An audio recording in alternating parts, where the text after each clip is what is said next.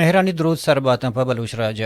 آج ہم بات کرتے ہیں کہ مستونگ کے واقعے پر کہ گزشتہ جمعے کو مستونگ میں عید میلاد النبی کے جلوس پر جو حملہ ہوا تھا، جس کے نتیجے میں 56 یا 57 لوگ شہید ہو گئے تھے۔ اس سے پہلے جمعیت علماء اسلام کے حافظ حمد اللہ پر بھی اسی ایریاز میں دھماکہ ہوا تھا۔ نہ صرف یہ بلکہ مستونگ میں ٹارگٹ کلنگ، شیعوں کا قتل یا ایسی بہت ساری حالات اور واقعات جنم لے رہے ہیں۔ مگر پاکستانی اداروں کا کہنا ہے کہ بلوچستان کی دہشت گردی میں را ملوث ہے۔ بھارتی ایجنسی را کا نام لیتے ہیں۔ پاکستان کا کہنا ہے کہ بلوچستان کے لوگوں کو اٹھائے جانے والے انڈیا کا را ایجنٹ ہے۔ پاکستان کا کہنا ہے، پاکستانی اداروں کا کہنا ہے کہ بلوچستان میں جتنے بم دھماکے ہو رہے ہیں وہ انڈیا را کر رہی ہے۔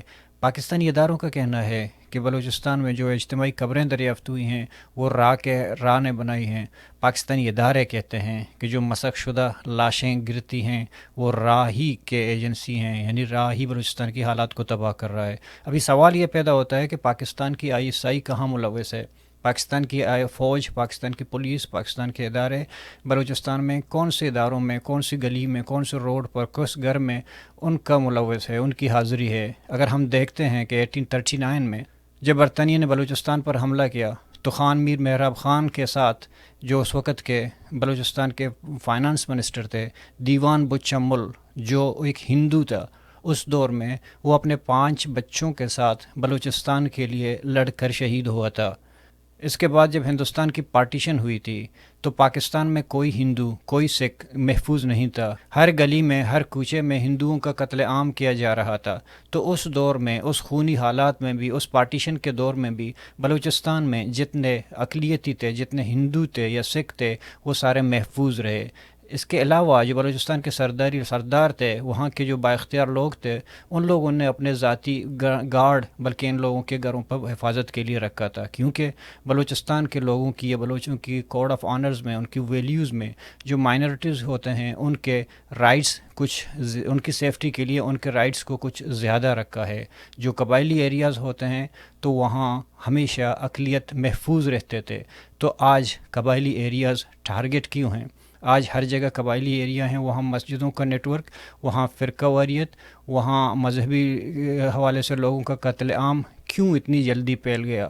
نہ صرف مستونگ بلکہ مستونگ سے لے کر مکران تک آج کل فرقہ واریت یا مذہب کا کارڈ کیوں استعمال ہو رہا ہے؟ آج ہم بات کریں گے کہ انڈیا کی را کہاں ملوث ہے اور پاکستان کی ایجنسیاں کہاں ملوث ہے۔ آج کے ہمارے اس پروگرام کے مہمان ہیں وہ جناب افزادہ حاجی لشکری رئیسانی صاحب کے حاجی لشکری رئیسانی صاحب نہ صرف ایک سیاسی لیڈر ہیں بلکہ ایک بلوچستان میں قبائلی حوالے سے ایک قداور شخصیت ہیں، اور سراون ہاؤس سے ان کا تعلق ہے، تو ان کا الگ اپنی ایک حیثیت ہے بلوچستان میں۔ تو آج اس سے ہم قبائلی حوالے سے اور پاکستان کے حوالے سے ہم یہ جاننے کی کوشش کریں گے کہ یہ مذہبی فرقہ واریت کا جو رخ یہاں سے حکم مکران کے علاقے میں بھی اب شروع ہو رہا ہے۔ جی السلام علیکم حاجی صاحب، آپ کیسے ہیں؟ ٹھیک ہیں؟ وعلیکم السلام، الحمدللہ، آپ خیریت سے؟ شکر ہے، تھینک یو سو مچ ہمیں وقت دینے کا۔ ہمیں گدان تران میں ہم آپ کو خوش آمدید کہتے ہیں۔ منتوار ہو جائے۔ جی، جیسا کہ آپ کا ایریا ہے، مستونگ کے حوالے سے میں بات کر رہا تھا کہ مستونگ میں یہ پہلا واقعہ نہیں ہے، اس سے پہلے بھی حملہ ہوا تھا، اور آج بھی یہ جو گزشتہ جمعے کو بھی ہوا تھا۔ اس سے پہلے بھی بہت سارے ایسے واقعات ہوئے تھے جو شیعوں پہ ٹارگٹ کلنگ ہوئے تھے۔ تو کیا مستونگ کا اگر ہم پس منظر دیکھیں تو وہ ایک علم و ادب کے حوالے سے وہ ایک علم کی جگہ تھی، لٹریچر کی جگہ تھی، وہاں کے یعنی کہ آپ اچھے سے روشنی کا بیک گراؤنڈ ہے، تو یکدم مستونگ کا یہ پکچر کیسے بدل گیا؟ ایک نیا پکچر یہ کہاں سے آ گیا؟ دیکھیں، میں عرض یہ کرنا چاہتا ہوں کہ مستونگ کے جو تاریخی حیثیت ہے یا اس کا جو سماجی پس منظر ہے، اس پہ تھوڑا 2 منٹ میں عرض کرنا چاہتا ہوں۔ سراوان کے جو اکثر بڑے سردار ہیں وہ مستونگ شہر اور اس کے گرد نواح رہتے ہیں۔ میں مستونگ کو بلوچستان کا آکسفورڈ اس لیے کہتا ہوں کہ 1903 میں پہلا اسکول وہاں قائم ہوا، اور وہاں کے اکثر لوگ پڑھے لکھے ہیں۔ اگر آپ ایک سروے کو دیکھیں کہ لٹریسی ریٹ مستونگ کا باقی بلوچستان سے بہت عرصے تک آگے رہا ہے، یعنی پچھلے 30-40 سال پہلے جتنے بیوروکریٹس تھے ان کا بنیاد مستونگ کے ہائی اسکول سے نکلا تھا۔ سن 1934 میں نواب اسد اللہ خان نے کانک، جو کہ مستونگ کے قریب ہے، وہاں پہلا اسکول انہوں نے قائم کیا تھا. آج وہاں ہائی اسکول ہیں, وہاں کالجز ہیں. مستونگ میں آج بھی ایجوکیشن انکلیو ہے, وہاں سراوان یونیورسٹی کا کیمپس ہے اور سب سے پہلا ڈیجیٹل لائبریری ہے. یعنی اس کا مطلب یہ ہے کہ مستونگ کے لوگ بلوچستان کو تعلیم میں لیڈ کرتے رہے, آج بھی وہاں کے لوگ تعلیم یافتہ ہیں.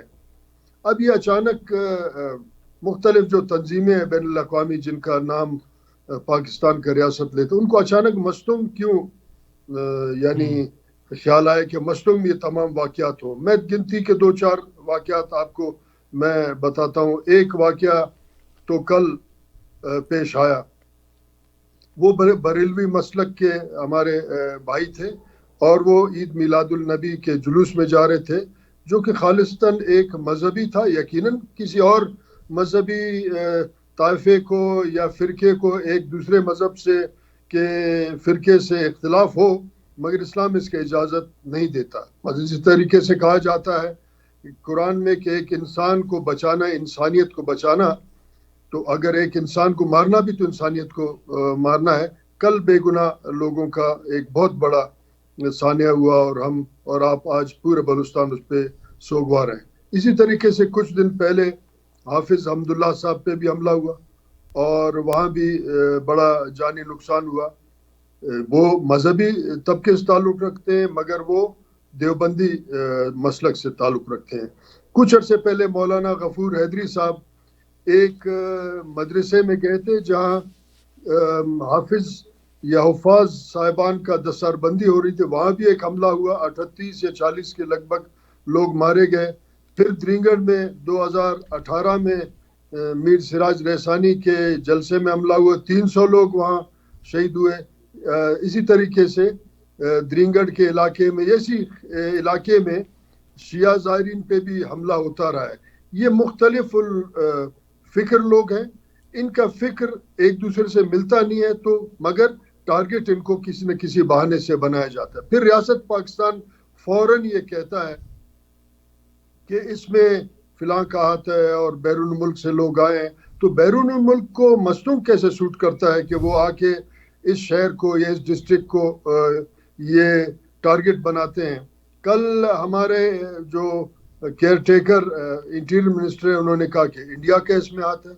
ہم اس کو انکار نہیں کرتے ہیں, مگر ہم یہ جانتے ہیں کہ کیا انڈیا سے مستونگ قریب ہے یا لاہور, فیصل آباد, گجرانوالہ, سیالکوٹ, اور کیا یہ مظلوم بلوچ انڈیا کو تھریٹ کرتے ہیں یا وہ طاقتور طبقہ جو پنجاب میں اور اسلام آباد میں بیٹھا ہے وہ ان کی طرف کیوں نہیں حملہ ہوتا ہے.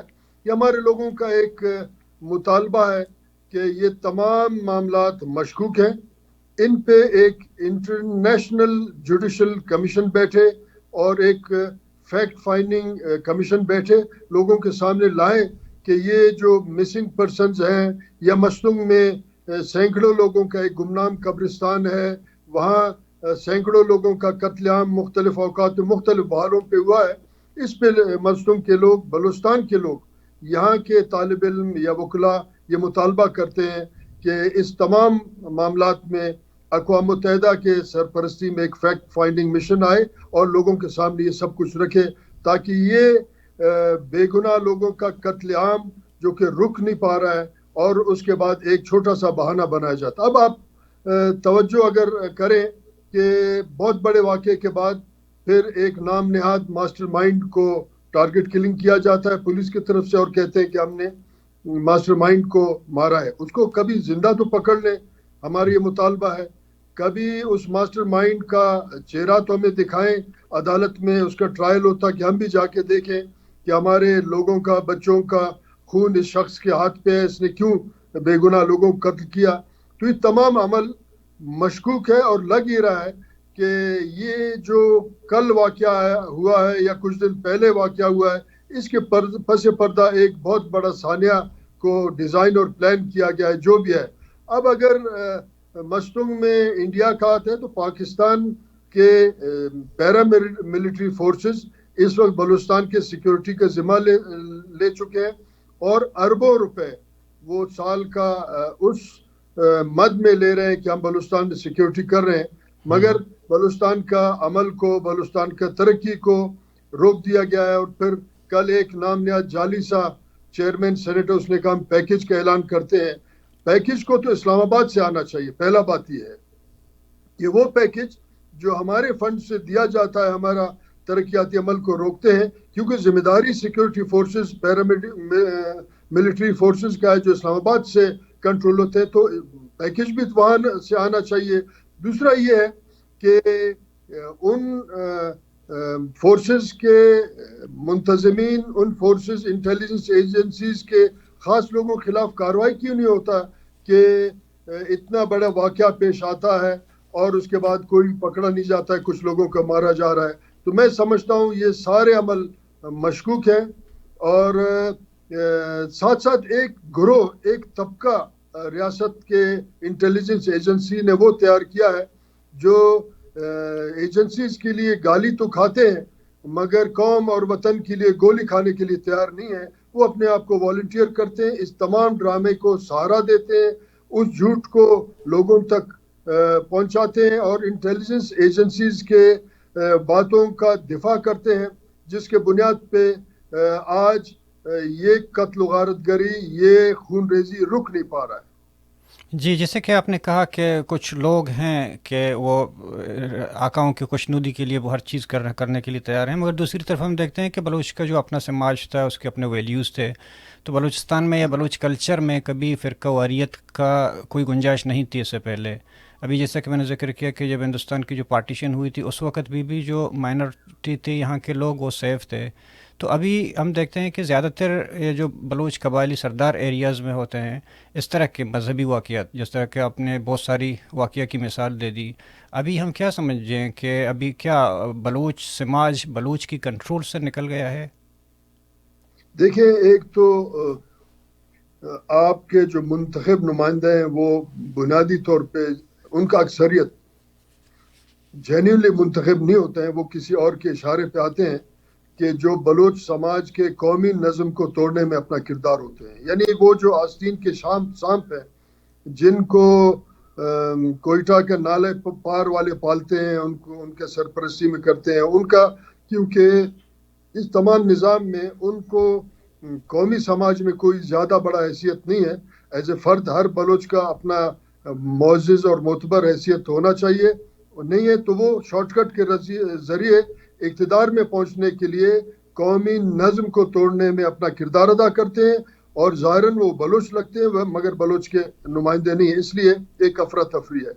17ویں صدی میں ریاست کلات کا حاکم نوری نصیر خان کے دربار میں ایک قانون سازی ہوئی تھی جس میں جو ہندو مائنورٹیز تھے، کیونکہ اس وقت ہندو مائنورٹی ہوا کرتے تھے، ان کے لیے ایک عام بلوچ شہریت سے ان کا دفاع کرنے کے لیے ان کا خون بہا کو 3-4 برابر رکھا تھا تاکہ تاجر طبقہ اور مائنورٹیز کا حفاظت ہو اور ریاست اپنے نظم کو برقرار رکھے اور آگے ترقی کرے. آج تو تاجر طبقہ ہو یا مائنورٹیز ہو، جس میں مسیحی ہیں، جس میں پارسی ہیں، جس میں سکھ اور ہندو ہیں، وہ تو اپنے جگہ پہ خود اپنے گھروں میں ڈر اور دبک کے بیٹھے. عام بلوچ اور پشتون کو بھی یہ محسوس نہیں ہوتا کہ وہ ان کا عزت، ان کا وقار، ان کا ناموس کا کوئی حفاظت کرنے والا معاملہ ہے. اب اس کا وجہ یہ ہے کہ جو جدید نوآبادیاتی نظام ہے، کسی قوم کا شکل اس کا کلچر ہے. کلچر مثلا ہم یہ سمجھتے ہیں کہ ہمارے رسم و رواج جو قومی صدیوں کے ارتقاء کا اثاثہ ہے، ہمارا اٹھنا بیٹھنا، ایک دوسرے کا احترام کرنا، لحاظداری، یہ سارے ہمارے قومی کلچر کا حصہ ہے. پہلے یہ کیا جائے گا کہ اس قومی نظم کو توڑنے کے لیے اس قوم کے اندر سے ایجنٹ، بوٹ پالشر اور دلالوں کو پیدا کر کے ان کو یہ ڈپیوٹ کیا جائے گا بلوچستان کے وسائل اور اقتدار کی قیمت پہ کہ قومی نظم کو توڑیں، جس میں ایک بہت بڑا آج ہاتھ ان لوگوں کا ہے. مثلا آپ دیکھیں کہ پہلے ہم ایک دوسرے کے احترام میں زندگی گزارتے تھے، ہمسایہ داری ہوتا تھا، اپنے کمزور طبقے کا خیال رکھتے تھے. آج تو فیصلہ کرنے والا جو ہے کہیں اور بیٹھا ہوا ہے، اور جو لوگ پگڑیاں پہن کے بیٹھے اور بلوچ کا اپنے آپ کو نمائندہ کرتے ہیں، کہتے ہیں وہ اپنے مفادات کے تحفظ، اپنے مفادات حاصل کرنے کے لیے یہ کام کر رہے ہیں، جس کے بنیاد پہ بلوچی قومی نظم کو بہت بڑا نقصان پہنچا ہے. مگر زندہ قومیں اپنے آج کا خود دفاع کرتے ہیں، اور جو قومیں منتشر اور برباد ہوتے ہیں تاریخ دان ان کے بارے میں کچھ لکھے گا. اب میں آپ کے توسط سے ان بھائیوں، ان قلمکاروں، ان دانشوروں سے اپیل کرتا ہوں کہ تاریخ دان ہمارے بارے میں کچھ لکھے اور ہم اس وقت نہ ہوں، تو پھر اس کے ساتھ ضروری یہ ہے کہ پھر ہم یہ سمجھیں کہ ہم اپنے ساتھ خود ظلم کر رہے ہیں، اپنے آئندہ آنے والی نسلوں کو کسی اور سماج کا حوالہ کر رہے ہیں جو آج بلوچستان میں ہو رہا ہے. یہاں اتنا انتشار پھیلایا گیا ہے کہ آپ کا ساحل بھی بک گیا، وسائل پہ بھی قبضہ ہوا. ریکودک کو رات کے اندھیرے میں کچھ ایم پی ایز نے ایک پراسرار اجلاس بلا کے اس کو بیچا بھی بات نہیں ہوا. اس کا یہ ہے کہ قومی نظم ٹوٹ چکا ہے، پولیٹیکل پارٹیز ختم ہو چکے ہیں، پولیٹیکل گینگز یہاں پارٹیز کے نام پہ سیاست کرتے ہیں جو ملک سرزمین بلوچستان کے رسم رواج، ہمارے جان مال اور وسائل کے دفاع کرنے کا صلاحیت نہیں رکھتے ہیں، بلکہ اقتدار تک پہنچنے کے لیے کوئی غیر سیاسی راستہ تلاش کرنے کا کوشش میں رہتے ہیں. جی ایسا ویسا کہ جیسے آپ کہہ رہے ہیں ہمارا جو امید اور آسرے ہیں، جو سیاسی پارٹیاں ہیں جو نمائندگی کر رہے ہیں پارلیمنٹ میں بھی اور پاکستان کے اندر بھی، تو ان کا حال آپ نے خود بتایا کہ وہ قومی حوالے سے وہ گینگ بن گئے ہیں سیاسی پارٹی کی بجائے. اگر دوسری طرف ہم دیکھتے ہیں کہ جو ہمارے ایتھکس ہیں، کوڈ آف آنر ہیں، ہر چیز پہ حملہ ہو رہا ہے، جو ان کو جو ریسورسز ہیں وہ الگ ایک ایشو ہے، باقی جو ہمارے اندرونی جو جذبات ہیں ان پہ بھی حملہ ہو رہا ہے، ہماری عزت نفس پہ بھی حملہ ہو رہا ہے.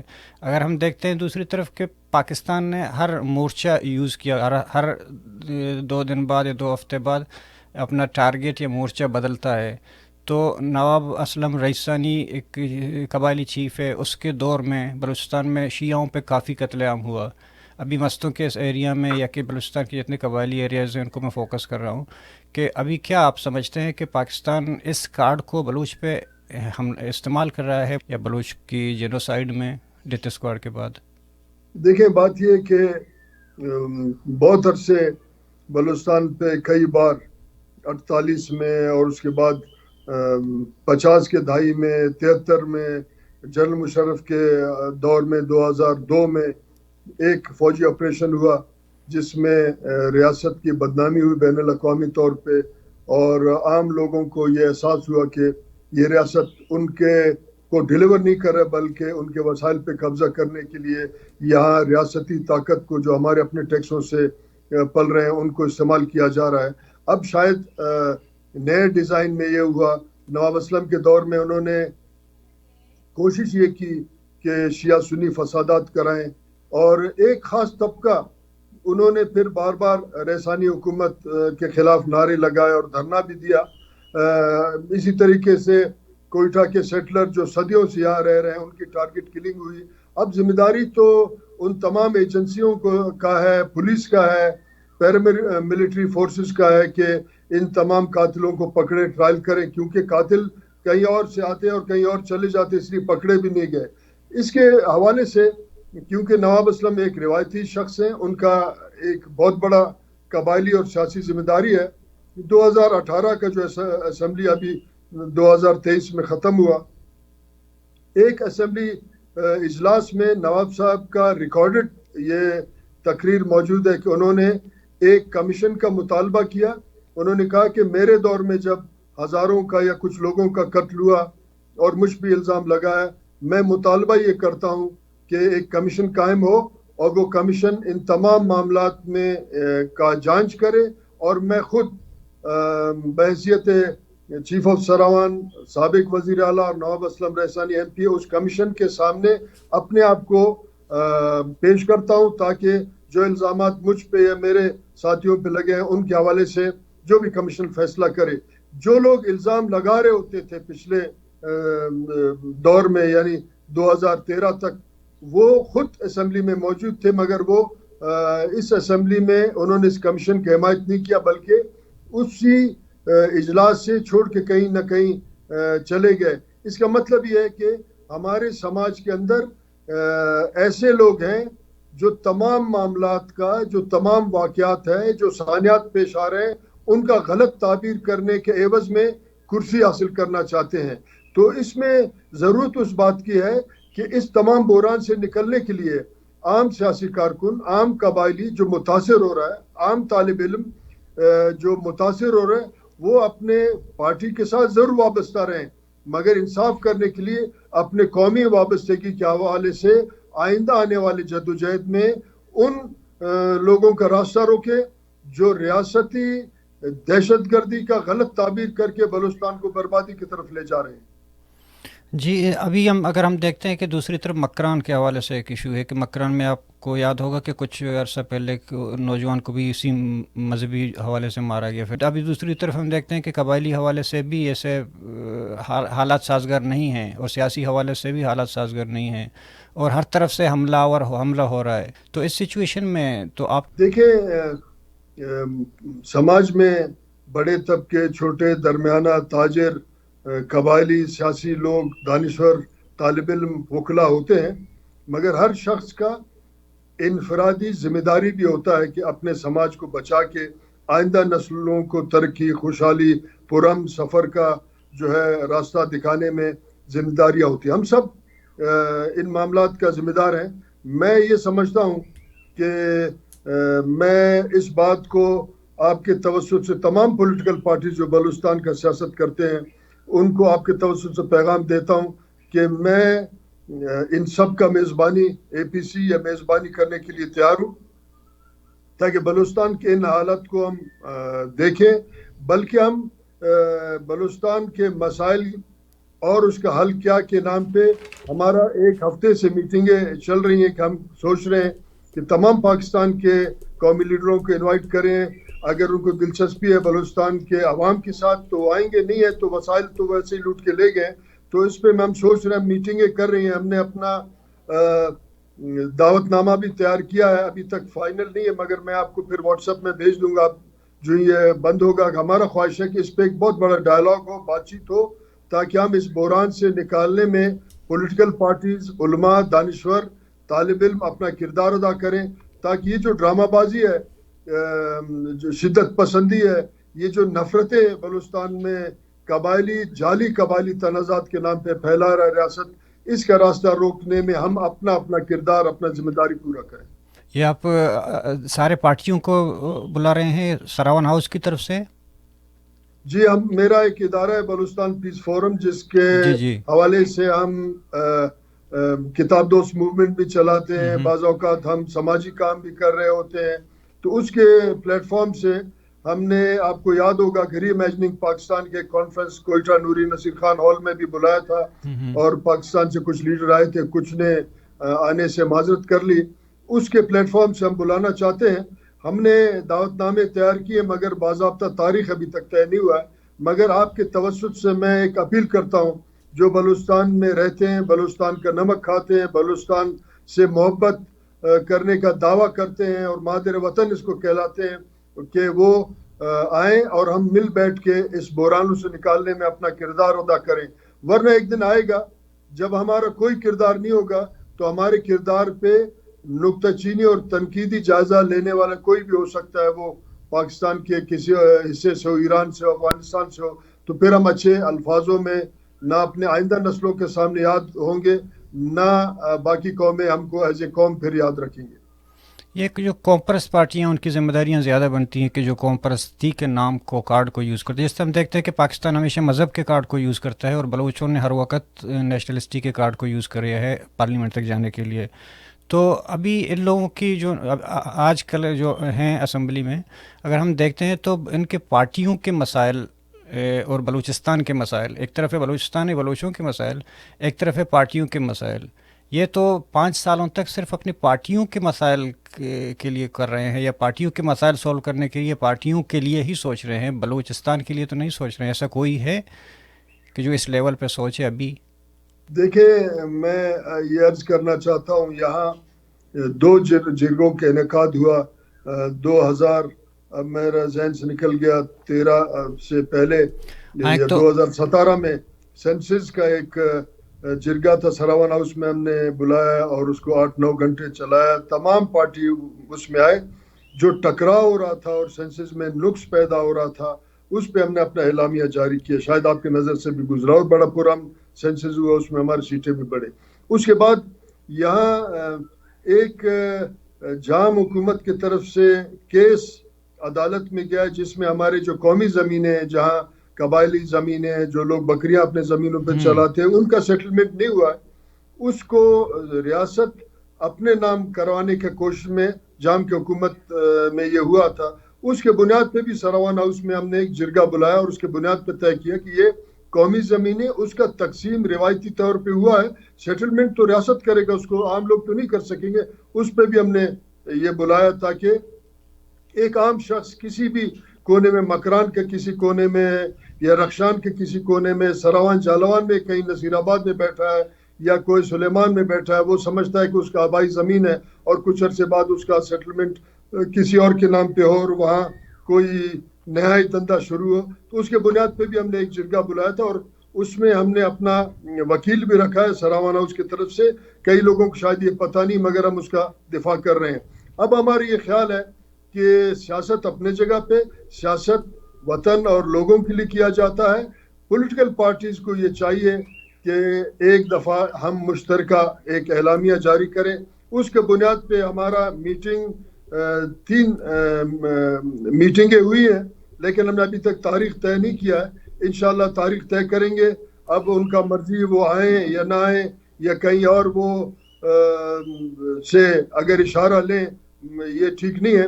مگر پولیٹیکل پارٹیز نے بھی، آپ دیکھیں کہ اس وقت پاکستانی سینٹ میں، جس کو اپر ہاؤس کہا جاتا ہے یا ہاؤس آف فیڈریشن، اس میں 22 سینیٹر ہوتے ہیں ایک صوبے کے. آپ خود ذرا اس کا احتساب کریں، اس کو ذرا دیکھیں کہ پولیٹیکل پارٹیز نے کس کو بھیجا ہے جو بلوچستان کے حقوق کا دفاع کرے. یعنی اس کا مطلب یہ ہے کہ پارٹیز نے بھی کہیں نہ کہیں اپنا لائن برابر کیا ہے اور اپنے وقت گزارنے کے لیے سیاست کے نام پہ لوگوں کو بیوقوف بنا رہے ہوتے ہیں. جی، ایک آخری سوال یہ ہے کہ مستنگ کے حوالے سے میں پوچھنا چاہتا ہوں کہ مستنگ میں آپ نے جب ہم نے بات کی، آپ نے ڈیٹیل سے بتایا کہ کتنے واقعات ہوئے ہیں، بہت سارے آپ نے ذکر کیا. اس کے باوجود بھی ہم سیاسی پارٹیوں کی طرف سے اس طرح کا کوئی سنجیدہ عمل دیکھنے کو نہیں ملتا کہ اس طرح کہ جو خونی واقعات ہیں، جو 400-500 لوگ ایک بار نہیں ہے بار بار ایک ساتھ مر رہے ہیں، اور تو کوئی سنجیدہ کارروائی، سنجیدہ عمل ہمیں دیکھنے نہیں دے رہا ہے. اس کی کیا وجہ ہے؟ دیکھیں، پارٹیوں کے اندر بھی کئی ایسے لوگ ہیں جو سیاست کے نام پہ اپنا زندگی گزار رہے ہیں، ٹھیکیداریاں کر رہے ہیں، پیسہ کما رہے ہیں، اپنا معیشت ٹھیک کر رہے ہیں. اور میں نے بڑا دیکھا اکثر پارٹیوں پہ ایسے لوگ قابض ہیں اور سیاسی کارکن اس وقت یا گھر بیٹھ کے یا کہیں سیاسی کارکن مجھے نظر نہیں آتا. اب ہونا یہ چاہیے تھا کہ سیاسی پارٹیوں کو چاہیے جب پارلیمنٹ میں چلے جائیں، قانون سازی کریں، ریاست کے پالیسیز پہ بحث ہو کہ جس پالیسی کے تحت یہ قتل و غارت گری ہو رہی ہے اس پالیسی کو کیسے ٹھیک کیا جائے، یا پھر اس پارلیمنٹ سے باہر آئیں، کیونکہ اس پارلیمنٹ میں بیٹھ کے ہی خون ریزی ہو رہا ہے. استعفیٰ دیں، احتجاج کریں، سیاسی احتجاج کریں. ایک تو یہ نہیں ہوا. دوسرا یہ ہے کہ اگر یہ انتحاری یا خودکش حملہ آور واقعی موجود ہیں، یہ ریاست کا بھی ذمہ داری ہے اور پاکستان کے تمام علماء اکرام کا یہ ذمہ داری ہے کہ بڑے مفتیوں کا ایک اجلاس بلایا جائے، اس پہ بحث ہو کہ بے گناہ لوگوں کا، اس میں مسلمان ہو یا غیر مسلم ہو، ان کا قتل عام مذہب کے نام پہ کیا جا رہا ہے. مفتی حضرات کو چاہیے فتویٰ دیں اور ریاست پاکستان کو چاہیے کہ اس کا اہتمام کرے اور پاکستان کے تمام مسالک کے تمام مفتی جو سرکاری ہیں، غیر سرکاری ہیں، ریاست کے قریب ہیں یا دور ہیں، ان کو بلا کے ایک اعلامیہ جاری کرے. ساتھ ساتھ پولیٹیکل پارٹیز کو بھی چاہیے کہ ذہن سازی کریں، لوگوں کا سیاسی جدوجہد کی طرف ان کو لے جائیں، پرامن سیاست کی طرف، تاکہ مگر پارٹیوں پہ اکثر ٹھیکیدار قابض ہیں. مثلا میں کل ایک شٹر ڈاؤن ہڑتال ہوا. اب مجھے سمجھ نہیں آیا کہ یہ شٹر ڈاؤن ریاست کے خلاف ہے، یہ شٹر ڈاؤن اس گمنام تنظیم کے خلاف ہے. اس سے نتیجہ کیا نکلا کہ ہم نے دکانیں تو بند کی، کاروبار بند کیا، کیونکہ ریاست اگر سنجیدہ ہوتا اس کو کب کا روکتا. تو اس میں جب تک پولیٹیکل پارٹیز جو مفتی حضرات ہیں مذہبی، ساتھ ساتھ جو اہل قلم ہیں، جو اخبارات میں لکھتے ہیں، جو کتابوں میں لکھتے ہیں، جو سوشل میڈیا میں لکھتے ہیں، وہ ایک باقاعدہ منظم فکر کے ساتھ جو قومی نظم ہے اس کا بات کریں، اور ملک کو شدت پسندی اور سرزمین بلوچستان کو اس افراتفری سے نکالنے میں ان بوٹ پالیسیوں کا media, social media, political boycott کرے، تاکہ جو ریاستی غلط پالیسیوں کو سہارا دے کے اقتدار میں آتے ہیں وہ ان کا راستہ ایک سماجی اور علمی طریقے سے روکا جا سکے. ورنہ یہ کچھ عرصے بعد مصدوم کا جو کل ثانیہ ہوا اس کو لوگ بھول جائیں گے، کسی اور نئے شخص کا پھر قتل ہوگا، پھر اس پہ کچھ عرصے ہم واویلا کرنے کے بعد خاموش ہو جائیں گے. یہ ایک منظم جدوجہد، منظم آواز مانگتا ہے، ذہن سازی مانگتا ہے، تاکہ بلوچستان کو ترقی کی طرف لے جایا جائے، اس غم سے، خون ریزی سے، جنازوں سے نجات دلائیں. جی بہت بہت شکریہ حاجی صاحب، تھینک یو ہمیں وقت دینے کا.